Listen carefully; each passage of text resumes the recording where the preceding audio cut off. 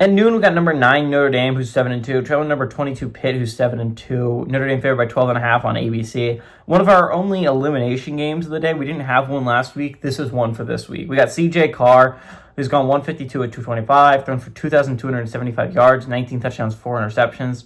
Jeremiah Love is at 154 carries for 988 yards and 13 touchdowns. And Jordan Faison has had 43 catches for 545 yards and 3 touchdowns.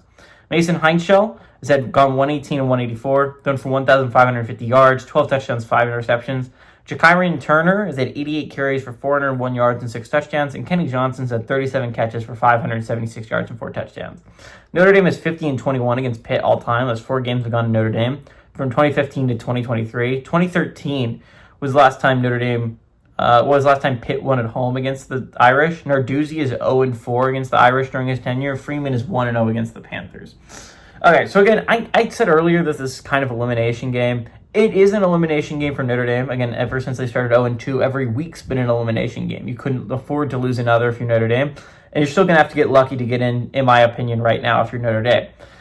Pitt, on the other hand, this is an important game for your at-large hopes. But to be honest, that's all obviously was never going to be your best path to go to the college football playoffs. Your best path is winning the ACC. Right now, they are tied for first place atop the ACC. Now, there's 4 other teams tied with them in a very difficult schedule down the stretch. They still got games against Georgia Tech and Miami. And Pitt has yet to play a really great opponent. So it's going to be interesting. I think, obviously, this is a chance for Pitt to kind of announce themselves to the world as an actual threat, right? This is a really big game for the Panthers. I find it unlikely they can go 3-0 during this last stretch of the season, but if they can, I think they absolutely deserve some at-large consideration.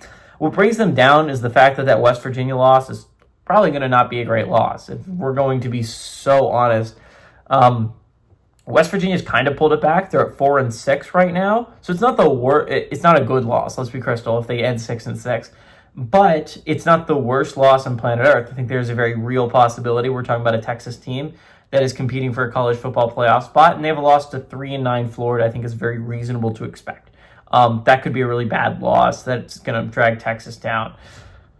So again, I don't think the loss to West Virginia is the end of the world, but the fact is that they're not in a position right now, or even really close to the college football playoffs. They're dead last and 2-loss teams when it comes to the resume you're looking at, and there's a couple 3-loss teams that honestly have a better one.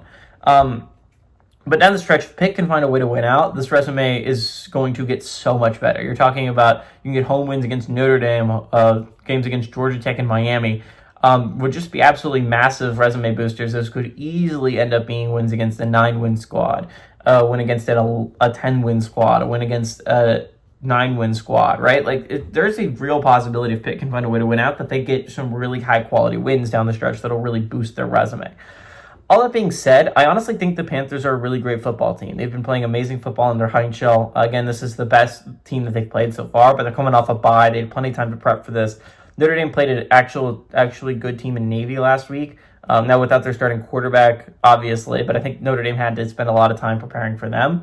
And I think Pitt can get this one. I know that they're underdogs in this one, but I think this shakes up the college football playoff landscape. Give me the Panthers to win, and obviously pull off the upset, so they'll cover this game.